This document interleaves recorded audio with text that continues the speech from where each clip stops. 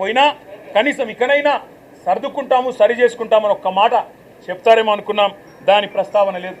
ఒక్క గ్యారంటీ లేకుండా, ఒక్క గ్యారంటీ అమలు చేయకుండా, 420 హామీల్లో కనీసం ఒక్క హామీ అమలు చేయకుండా, ఇవాళ ఒక్క కొత్త ప్రాజెక్టుకు ఇటుక కూడా పెట్టకుండా 1,62,000 కోట్ల అప్పు చేసినందుకు గవర్నర్ గారు ఏమైనా మందలిస్తారేమో రేవంత్ రెడ్డి గారిని అనుకుంటే, మరి అక్కడ కూడా గాంధీ భవన్లో ఒక కార్యకర్త చేసే ప్రసంగం లాగా ఇవాళ గవర్నర్ గారి ప్రసంగం సాగింది. ఒక మాటలో చెప్పాలంటే తెలంగాణలో మా పిల్లలకు అర్థమైంది నేను చెప్తే. ఈరోజు నిజానికి తెలంగాణలో ఉన్న పరిస్థితికి సావుడప్పు కొట్టాలి, కానీ పెళ్లిలో డీజే కొడతారు చూడు, ఆ డీజే కొట్టినట్టు ఈ ప్రసంగం డబ్బా కొడుతూ గవర్నర్ గారు ఇవాళ రేవంత్ రెడ్డి ప్రభుత్వం ఏదో ఉద్ధరించింది. ఏం ఉద్ధరించింది, ఎవరిని ఉద్ధరించింది? నేను ఒక్క మాట అడుగుతా ఉన్నా. దావోస్లో 1,79,000 కోట్ల ఇన్వెస్ట్మెంట్లు అని గవర్నర్ గారు నోటెంబడం మళ్ళొక్కసారి పచ్చి అబద్ధం చెప్పించారు. పోయిన సంవత్సరం మీరు చెప్పిన 40,000 కోట్లలో 40 పైసలు వచ్చినాయా? దమ్ముంటే రేపు ప్రభుత్వం శ్వేతపత్రం ప్రవేశపెట్టాలని చెప్పి మేము డిమాండ్ చేస్తూ ఉన్నాం బడ్జెట్ సమావేశాల్లో. పోయిన సంవత్సరం జనవరి 2024లో మీరు చెప్పిన 40,000 కోట్ల పెట్టుబడులు దావోస్ నుంచి 40 పైసలన్నా వచ్చినాయా? దమ్ముంటే, ముఖ్యమంత్రికి చిత్తశుద్ధి ఉంటే ప్రవేశపెట్టండి శ్వేతపత్రం. మీ అన్నదమ్ములతో మీరు కుదుర్చుకున్న కాంట్రాక్టులు కాదు. స్వచ్ఛ బయో అనే కంపెనీ పెట్టి అనుముల జగదీష్ రెడ్డి అని రేవంత్ రెడ్డి గారి సోదరుడే 1000 కోట్ల పెట్టుబడి పెడుతున్నట్టు బిల్డప్లు ఇవ్వడం కాదు ఇవాళ పెట్టుబడులు తేవడం అంటే. ఇవాళ తెలంగాణ నుంచి పెట్టుబడులు తరలిపోతున్నాయి, ఇది వాస్తవం. కేయిన్స్ అనే సంస్థ మేము ఆనాడు కష్టపడి మైసూరు నుంచి పట్టుకొస్తే 3,700 కోట్ల పెట్టుబడి ఇవాళ సెమీ కండక్టర్ పరిశ్రమ గుజరాత్కు తరలిపోయింది, దొలేరాలో పెట్టుబడి పెట్టింది. కార్నింగ్ అనే పరిశ్రమ 1000 కోట్ల పరిశ్రమ మేము ఆనాడు పట్టుకొస్తే ఈరోజు తమిళనాడుకు పోయింది, ఆ పరిశ్రమ చెన్నైలో పెడతా ఉన్నారు. అదేవిధంగా ప్రీమియం ఎనర్జీ అనే కంపెనీ 1,700 కోట్ల పెట్టుబడి సోలార్ కంపెనీ ఇవాళ ఆంధ్రప్రదేశ్కి తరలిపోయింది. వాస్తవాలు ఇట్లా ఉంటే 1,79,000 కోట్ల పెట్టుబడులు, 1,79,000 కాదు కదా, 1,79,000 కోట్లు కాదు కదా. ఈ ప్రభుత్వం ఎంత అసమర్థ ప్రభుత్వం అంటే కొత్తగా ఒకరు కూడా పెట్టుబడి పెట్టడానికి ముందుకొచ్చే పరిస్థితి లేదు. వీళ్ళ ఆర్ఆర్ ట్యాక్సులు, వీళ్ళ కమిషన్లు, వీళ్ళ దాడికి తట్టుకోలేక నిర్మాణ రంగం కుదేలైపోయింది. రియల్ ఎస్టేట్ మొత్తం అస్తవ్యస్తం అయిపోయింది. ఇప్పటికే నిర్మాణ రంగం పూర్తి స్థాయిలో పడిపోయిన పరిస్థితి. ఇంకోవైపు ప్రభుత్వమే స్వయంగా చెప్తా ఉంది ఇప్పటి వరకు తమ ఫిస్కల్ టార్గెట్లు రీచ్ కావడం లేదని బడ్జెట్లో కూడా చెప్తారని అనుకుంటా ఉన్నాం. కాబట్టి పరిస్థితి ఏమో ఇట్లా ఉంటే ప్రతి పదం గవర్నర్ గారితో ఈరోజు చెప్పించింది అబద్ధం, ప్రతి మాట ఈరోజు గవర్నర్ గారి నోటెంబడ వచ్చింది అసత్యం, ప్రతి వాక్యం పచ్చి మోసం. మరి మోసం చేసింది ఇవాళ తెలంగాణ ప్రజల్ని మాత్రమే కాదు, గవర్నర్ గారిని కూడా ఈ రాష్ట్ర ప్రభుత్వం మోసం చేసింది, గవర్నర్ గారిని కూడా అవమానించింది. ఇంకొక మాటలో చెప్పాలి అంటే దశ దిశ ఏదీ లేని కేవలం ఒక డబ్బాలో గులకరాళ్ళే చూపితే ఎట్లా అయితే సౌండ్ వస్తుందో అట్లాంటి అది పరిస్థితి తప్ప ఇంకొక మాట కూడా లేదు. ఇంకా దారుణమైన మాట, బీసీలను కులగణన పేరుతో వంచి అవమానించి, ఈ మాట మేమనలేదు, ఒక కాంగ్రెస్ ఎమ్మెల్సీ గారంటే ఆయనను కూడా సస్పెండ్ చేసి పారేసినారు. మీరు ఎట్లా తగ్గిస్తారయ్యా? కేసీఆర్ గారి ప్రభుత్వం ఉన్నప్పుడు సమగ్ర కుటుంబ సర్వేలో ఆనాడు 56% ఉన్న బీసీలు ఈరోజు 46 ఎట్లయితారని చెప్పి ఒక ఎమ్మెల్సీ గారు అడిగితే ఆయనను తీసుకుపోయి పార్టీలను సస్పెండ్ చేస్తారు. ఇవాళ మేమనడం కాదు కదా, రాష్ట్రంలో ఒక్క బీసీ సంక్షేమ సంఘం మీ లెక్కలు కరెక్ట్ అంటుందా? ఒక్క బీసీ బిడ్డ మీ లెక్కతో ఏకీభవిస్తున్నాడా? అదేవిధంగా మీ ఎమ్మెల్సీలు మీ ఎమ్మెల్యేలైనా కనీసం వాళ్ళైనా ఏకీభవించే పరిస్థితి ఉందా? ఇవాళ కులగణన పేరుతో బీసీలను వంచి వాళ్ళను కూడా మోసం చేసి వాళ్ళ సంఖ్య కూడా తగ్గించి వాళ్ళను ఉద్ధరించినట్టు సోషల్ జస్టిస్ అని ఇవాళ గవర్నర్ గారి నోటెంబడ అబద్ధాలు చెప్పడం అంటే నిజంగా కూడా సిగ్గుచేటు. అదేవిధంగా కాంగ్రెస్ తల్లిని తీసుకొచ్చి రుద్ది, కాంగ్రెస్ తల్లిని సెక్రటేరియట్లో పెట్టి, రాహుల్ గాంధీ తండ్రిని సెక్రటేరియట్ ముందు పెట్టి అదేదో గొప్ప పని చేసినట్టు, తెలంగాణకు వాళ్ళేదో ఉద్ధరించినట్టు సిగ్గు లేకుండా మాట్లాడుతున్న ఈ ప్రభుత్వానికి మేము చెప్పేది ఒకటే, కాంగ్రెస్ తల్లిని రాహుల్ గాంధీ తండ్రిని మంచిగా భద్రంగా ప్యాక్ చేసి గాంధీ భవన్ పంపిస్తాం 3 ఏళ్ల తర్వాత, తప్పకుండా ఎక్కడ పెట్టుకోవాలో అక్కడ పెట్టుకోండి అని చెప్పి కూడా తెలియజేస్తూ, గవర్నర్ గారి ప్రసంగం ఈరోజు పూర్తి స్థాయిలో ప్రజలను వంచడమే కాకుండా, ప్రజలను మోసం చేయడమే కాకుండా గవర్నర్ గారి ప్రతిష్టను కూడా తగ్గించిందనే మాట కూడా నేను మీకు తెలియజేస్తా ఉన్నా. Thank you. రుణమాఫీ అయితే మేమందరం రాజీనామా చేసి పోతామని చెప్పి కూడా చెప్పినాం, కానీ మళ్ళీ ఈరోజు గవర్నర్ గారి నోటెంబడ రుణమాఫీ అయిపోయింది, లక్షలాది మంది రైతులు సంతోషంగా ఉన్నారు అని చెప్పి అబద్ధాలు చెప్పించి గవర్నర్ గారి స్థాయిని కూడా దిగజార్చి ఈ కాంగ్రెస్ ప్రభుత్వం మళ్ళొక్కసారి తన భ్రష్టత్వాన్ని తన నీచత్వాన్ని బయటపెట్టుకుంది. పెట్టుబడి సాయం అందని రైతులు రుణమాఫీ కాక పెట్టుబడి సాయం జరగక కేసీఆర్ గారి టైంలో ఉండే రైతు బంధును కూడా కనీసం అమలు చేసే పరిస్థితి లేక ఆగమాగమైపోతుంటే ఇవాళ రైతు బంధు మొత్తం అందింది.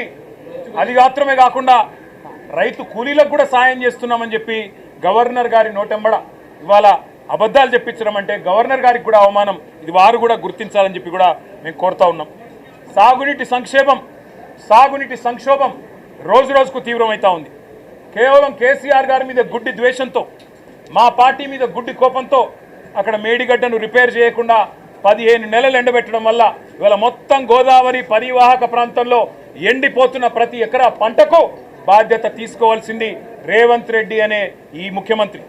రేవంత్ రెడ్డి అనే చేతగాని ముఖ్యమంత్రి వల్ల ఈరోజు రాష్ట్రంలో లక్షలాది ఎకరాల్లో పంటలు ఎండిపోతుంటే ఆ పంట ఎండిపోయి అవస్థలు పడుతున్న రైతులు, తమ పొలాన్ని నిప్పు పెట్టుకుంటున్న రైతులు, తమ పొలంలో ఇలా గొర్రెలను మేకలను మేపుతున్న రైతులు వాళ్ళు ఎదురు చూసిండ్రు గవర్నర్ గారి ప్రసంగం నుంచి. ఒక్క మాటన్న వస్తుందేమో, మేము పంటలను ఎండిపోకుండా కాపాడుతాం, మేమున్నాం, ఈ ప్రభుత్వం భరోసా ఇస్తున్నది, మీకు రిపేర్ చేస్తాం మేడిగడ్డను, ఇన్ని రోజులు కేసీఆర్ గారి మీద గుడ్డి కోపంతో తప్పు చేసినాం అని ప్రాయశ్చిత్తం చేసుకుంటారు అనుకున్నాం. ఆ సోయి కూడా ఈ ప్రభుత్వానికి లేదు. కనీసం ఒక్క మాట మాత్రంగా కూడా ఎండుతున్న పంటలు, సాగునీటి సంక్షోభం, 480 మంది రైతుల ఆత్మహత్యలు, వాటి గురించి ఒక్క మాట కూడా మాట్లాడకపోవడం అంటే రేవంత్ రెడ్డి ప్రభుత్వం యొక్క ప్రాధాన్యతలు ఎట్లా ఉన్నాయో దీన్ని బట్టే అర్థం చేసుకోవచ్చు. ఇవాళ భారతదేశంలో బహుశా ఏ రాష్ట్ర సెక్రటేరియట్లో జరగని అత్యంత ఘోరమైన నీచమైన పరిస్థితి మన రాష్ట్ర సెక్రటేరియట్లో జరిగింది. 20% కమిషన్ ఇయ్యందే ఇక్కడ బిల్లులు వస్తలేవని చెప్పి కాంట్రాక్టర్లు ఆర్థిక శాఖ మంత్రి ఉప ముఖ్యమంత్రి గారి ఛాంబర్ ముంగట ధర్నా చేసే పరిస్థితి రాష్ట్రంలో బహుశా ఎన్నడూ కూడా గతంలో లేదు, మరి భారతదేశంలో కూడా బహుశా ఎక్కడా లేదని నేను అనుకుంటా ఉన్నా. ఇవాళ 20% కమిషన్ తప్ప విజన్ లేని ప్రభుత్వం ఇది. ఈ విజన్ ఉంది, ఆ విజన్ ఉంది, ఏఐ డేటా సైన్సెస్ అని పెద్ద పెద్ద మాటలు. విజన్ లేదు, మన్ను లేదు, కమిషన్ తప్ప. No vision only commission, only 20% commission అనే విధంగా ఇవాళ ప్రభుత్వాన్ని నడుపుతూ ఢిల్లీకి మూటలు పంపుతూ ఇక్కడ చిన్న కాంట్రాక్టర్లను, సర్పంచ్లను, చిన్న చిన్న వ్యక్తులను వేధించి చివరికి ఓవర్సీస్ స్కాలర్షిప్లు ఇవ్వకుండా, గురుకులాల్లో తిండి పెట్టకుండా ఈరోజు పిల్లల్ని చంపుతున్న అరాచక ప్రభుత్వం రేవంత్ రెడ్డి ప్రభుత్వం, కాంగ్రెస్ ప్రభుత్వం. కనీసం గురుకులాల్లో ఉండే అధ్వాన్నమైన పరిస్థితుల గురించి ఒక్క మాట చెప్తారేమో అనుకున్నాం, దాని గురించి ఒక్క మాట లేదు. చనిపోయిన 83 మంది పిల్లలకు కనీసం ఒక మాట సానుభూతి చెప్పి సంతాపం చెప్తారేమో అనుకున్నాం, ఒక్క మాట కూడా వారి గురించి ప్రస్తావన లేదు.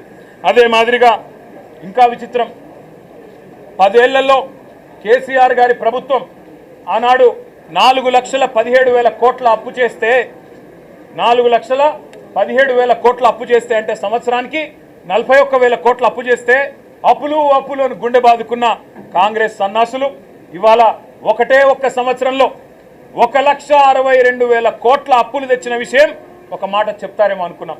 సరే, కేసీఆర్ ప్రభుత్వం కొత్తగా ఏర్పడ్డ తెలంగాణకు ఒక బలమైన పునాది వేయాలని బ్రహ్మాండమైన పథకాలు, రైతులకు వ్యవసాయానికి మాత్రమే 10 ఏళ్లలో కేసీఆర్ ప్రభుత్వం ఖర్చు పెట్టింది దాదాపు 4.5 లక్షల కోట్లు. రైతు బంధు రూపంలో 73,000 కోట్లు, రుణమాఫీ రూపంలో 28,000 కోట్లు, ఇరిగేషన్ ప్రాజెక్టుల రూపంలో, అదేవిధంగా వ్యవసాయ పనిముట్ల రూపంలో, మెకనైజేషన్ రూపంలో, డ్రిప్ రూపంలో, సబ్సిడీల రూపంలో, ఉచిత విద్యుత్ రూపంలో మొత్తం 4.5 లక్షల కోట్ల రూపాయలు తెలంగాణలోని 70 లక్షల మంది రైతులకు ఇవ్వడం వల్ల ఇవాళ భారతదేశంలో తెలంగాణ వరిధాన్యం ఉత్పత్తిలో నెంబర్ 1 అయ్యింది. కానీ ఇవాళ గవర్నర్ గారి ప్రసంగంలో ఏం చెప్పుకుంటున్నారు, భారతదేశంలోనట రేవంత్ రెడ్డి ఉద్దారకం వల్ల తెలంగాణ నెంబర్ 1 అయిందట వరిధాన్యం ఉత్పత్తిలో. ఏది సంవత్సరం 14 నెలల్లో నువ్వు పంటలు ఎండబెట్టడం వల్ల, రైతు బంధు ఇవ్వకపోవడం వల్ల, కరెంటు అస్తవ్యస్తం చేయడం వల్ల, రైతుల ఆత్మహత్యల వల్ల వరిధాన్యం ఉత్పత్తి పెరిగిందా? సిగ్గన్నా ఉండాలి మాట్లాడడానికి ప్రభుత్వానికి, కనీసం సోయన్నా ఉండాలి. ఇవాళ లక్షల ఎకరాల్లో పంటలు ఎండిపోతుంటే కనీసం ఓదార్చడానికి ఒక మంత్రి దిక్కులేడు, కనీసం ఒక కాంగ్రెస్ ఎమ్మెల్యే లేడు. ఊళ్ళల్లో పోతే కాంగ్రెస్ ఎమ్మెల్యేని తరిమి కొడుతున్నారు. ఏది రైతు బంధు, ఏది రుణమాఫీ, ఎక్కడ తెచ్చిండ్రు మీరంతా అని చెప్పి ఊళ్ళల్లో ఇవాళ తరిమి కొడుతున్న పరిస్థితులను దాచిపెట్టే ప్రయత్నం గవర్నర్ గారి ప్రసంగం ద్వారా చేసిన మాట. 1,50,000 కోట్లు, 1,62,000 కోట్లు అప్పు చేసి ఒక్కటంటే ఒక్కటి కూడా పథకాన్ని ప్రారంభించని ఒక అసమర్థ ప్రభుత్వం రేవంత్ రెడ్డి ప్రభుత్వం. కేవలం కుంభకోణాలు, 20% కమిషన్లు, 30% ల్యాండ్ డీల్స్. నా మాట కాదు, కాంగ్రెస్ ఎమ్మెల్యేలు చెప్తా ఉన్నారు 30% కమిషన్ ఇస్తేనే మా మంత్రులు పనిచేస్తారు, 20% కమిషన్ ఇస్తేనే బిల్లులు వస్తాయి అని వాళ్ళ స్వయంగా కాంగ్రెస్ ఎమ్మెల్యేల నోటంబడ వస్తున్న మాటలు. కాంట్రాక్టర్లు సెక్రటేరియట్లో ధర్నాలు చేస్తున్న పరిస్థితి. ఈ దుస్థితి గురించి గవర్నర్ గారు ఏమన్నా చెబుతారేమో. అవినీతి రహితంగా ప్రభుత్వాన్ని నడిపే ప్రయత్నం చేస్తాము. ఢిల్లీకి మూటలు పంపే దానిలో బిజీగా ఉన్నా, పదవులు కాపాడుకోవడం కోసం ఢిల్లీకి మూటలు తప్పకపోయినా కనీసం ఇక్కడైనా సర్దుకుంటాము, సరి చేసుకుంటామని ఒక్క మాట చెప్తారేమో అనుకున్నాం. దాని ప్రస్తావన లేదు.